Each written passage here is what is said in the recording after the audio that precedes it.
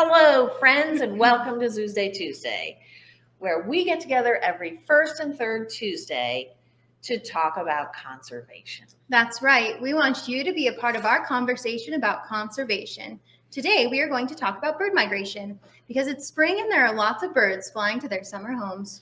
And we're wondering, what's your favorite bird? So go ahead and type your favorite bird and your first name into the chat box. You can type any questions you have or any stories about birds, and we will get back to the chat box at the end of the video. Today, we're talking about bird migration. So I wonder, Elissa, can you tell us what migration is? Sure. Migration is when animals and insects travel from one place to the other in certain times of the year. Lots of birds spend the cold winter months in the warm southern parts of the world, and then when it starts to get warmer here, they might travel back to Colorado and spend their summer months here, and then in the fall, there they go again, back down to the south. And the birds are just beginning their spring migration over Colorado. Most birds fly at night because it's cooler and they can use the stars to migrate. The stars help them find their way to their forever homes, their summer homes. So we're going to take a look at a map called Birdcast, and it's going to show us how the birds are migrating over Pueblo County. So here's our map, and you can see the red line, which means the sun went down. And as the sun goes down, that yellow blob gets bigger and bigger. That yellow blob is all the birds that are flying throughout the night, going north to where they're going to breed and make nests. Now the yellow line is the sun coming up, a new day has begun, and all of those birds that flew all night are now finding trees to rest during the day. Maybe they'll eat something and get ready for their nightly trip again tonight. Last night, over 3 million birds flew over our heads. But not all birds migrate. Some birds stay here all year round because they have everything they need throughout the whole year. Friends, can you think of any birds you saw during the winter? What were they doing? What were they eating? Type in the chat box if you think of one. While you think about it, we are going to look at a video about bird migration.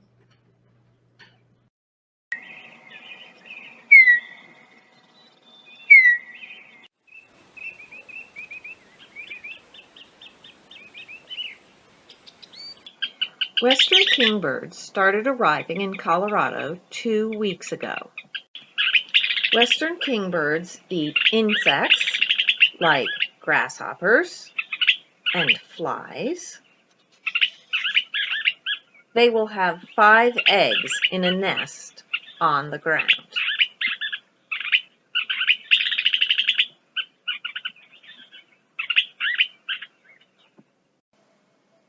You can help birds see the stars at night by turning off the lights. These house finches make a nest every year in the broken board on this porch.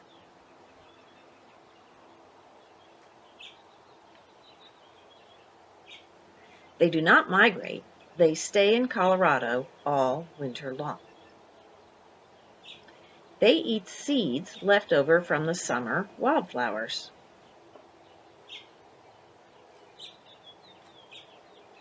In the summer, they like to eat fruit and berries.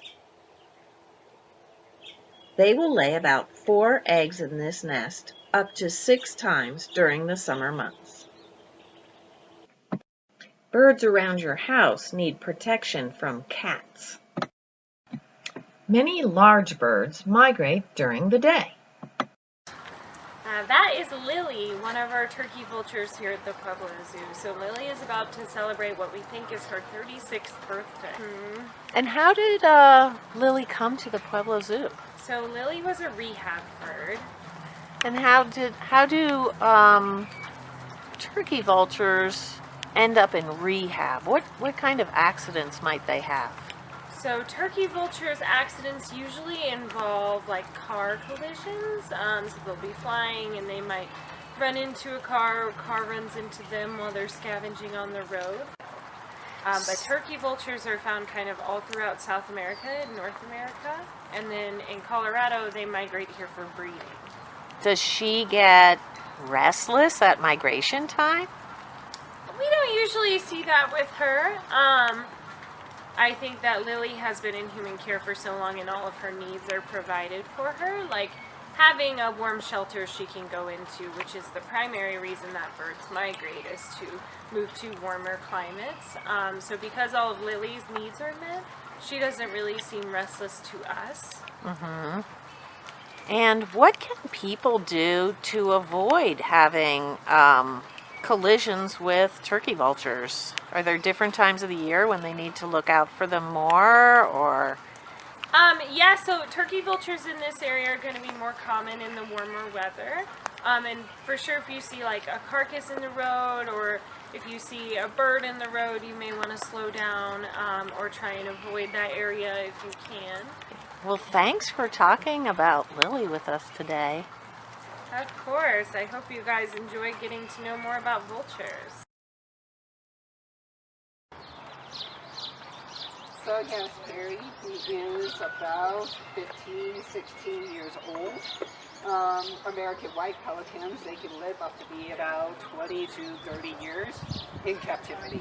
In the wild, American white pelicans are super cool birds. They are migratory birds. They will travel from around Colorado, all of those. Yeah, you can see the black on his wings. Yes, I can. They will travel thousands and thousands of miles just for breeding season, which is around now. And then for the colder weather, he will fly back south, down south. So you find them in Florida, Tennessee, Mexico, all those wonderful places. Harry has this little vein on his beak. Hello, growth. That is normal for our pelicans. They are basically breeding. When they migrate, do they migrate in big flocks or separately? Big flocks.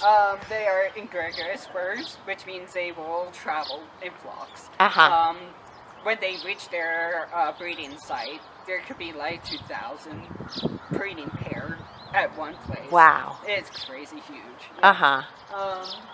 They usually like to roost around like islands and whatnot to avoid predators like coyotes and fox and things like that. Yes. But, yeah, they do breed with one pelican for that breeding season. And does Harry go inside at night, or does he stay out here? He stay out here throughout the summer, throughout the spring. He will stay out here in the canal. He finds a little nesting area further down. But for fall, winter, when the night gets so cold, we bring him back to the barn. So you don't worry about predators here? No, here he can actually defend off for himself. He's so big. There's nothing big enough. Yeah. And who's this guy? Yeah, this is Houdini. He's our goose. He's we like to joke and say that he is Harry's pet.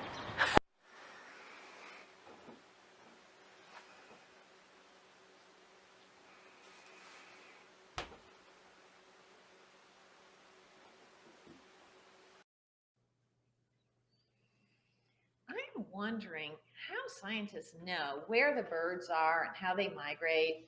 And Elissa, who is a biologist, has had some experience with bird banding. Can you tell us about that?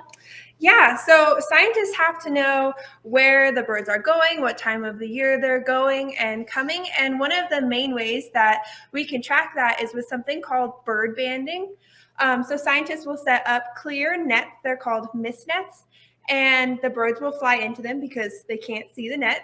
And then we quickly go get the bird, and we place a metal band on their ankle. It's kind of like a bracelet. And this band has a unique set of numbers on it, unique to that bird, so that it can be identified. And then we do measurements, maybe wing measurements or leg measurements. And then we release that bird back into the wild. And then later on in its life, if it's to get captured again somewhere else in the world, the band can be identified, where it came from, what time of the year it was captured. So scientists use that a lot to figure out kind of where they're going and coming and how they're doing as well. Thanks, Elissa. I know that at Birdcast, they also use radar. And so biologists know a lot about birds and where they're going. But we also need to know how are birds interacting with people. A kind of scientist that studies people and their behavior and how to change behavior is called a sociologist. And Ambry is a sociologist. So I'm wondering maybe if she could tell us a little bit about how people interact with wildlife and what we do to help make our interactions positive. Absolutely. So there's three main ways that people are getting in the way of bird migration. So like we talked about earlier, birds travel in the dark when they're trying to migrate, and they use the stars to get where they're going. So when we have our outside lights on, it messes up their direction. So if we can make sure to turn off our outside lights and shut our curtains at night around 11 p.m. so we could give them all the star energy that they need to get to where they're going, that'll help them. Another problem is birds can't really see the windows when the lights are on. So if we can stop the window reflection with the lights and put stickers so they know it's not empty space that they can fly into, but instead to ignore it and keep going, that'll help them. And finally, we all have cats at home, but unfortunately our cats like to go after these birds. So the birds aren't able to make it where they need to because they're being eaten by our little house pets. So if we can make sure that we monitor our cats when we let them out at night so they're not going after those birds, that'll definitely help them out. Scientists actually estimate that house cats kill about 2.5 billion birds every year during migration season. So we need to keep those cats indoors. Yes, we do. That's terrible. 2.5 billion birds. I'm going to have to keep my cat inside. So we're really eager to hear what your favorite bird is. Or maybe if you've seen birds that spent the winter in Colorado, they stay here all year round. And you can type those names of your favorite birds or any questions or comments you have in our chat box. But you know what I'm thinking is sometimes you don't know the name of the bird. You go outside and you see a bird and you can listen to it sing, but you don't know what bird it is. And sometimes it's really hard to identify those birds. So I want to share with you a really fun app that I have for my phone called Merlin ID. And it lets me identify birds by their song. One of the options is Sound ID. And it brings up this microphone. And when I hear the bird, then I click on the microphone and Merlin tells me what kind of bird it is. So let's try it now. We have a video and I'm going to start my Sound ID.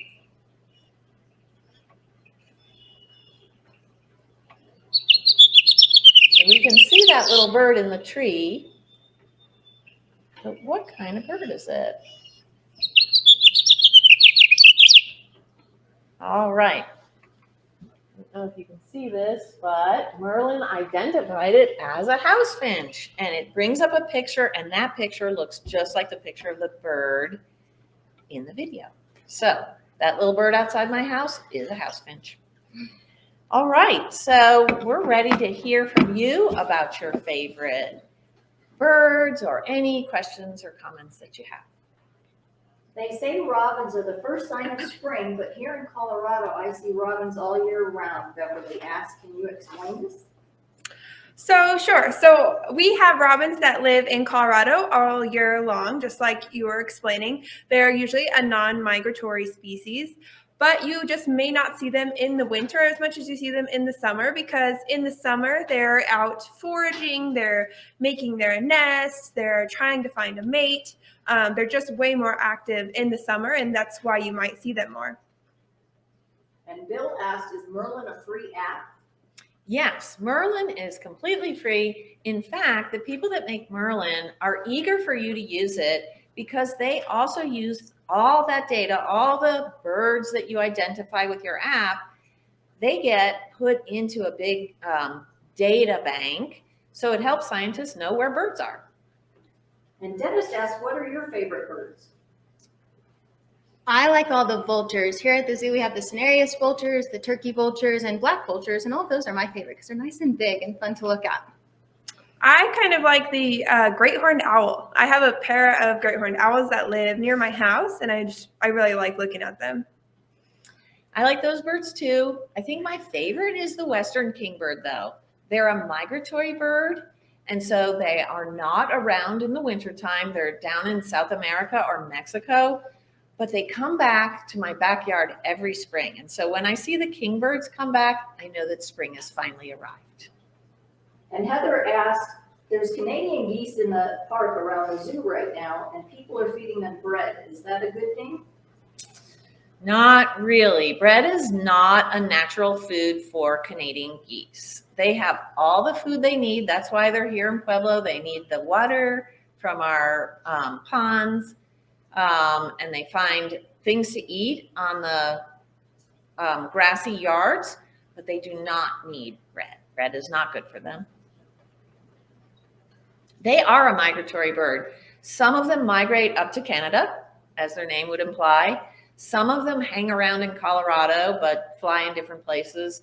We generally always have Canada geese here at the city park, though.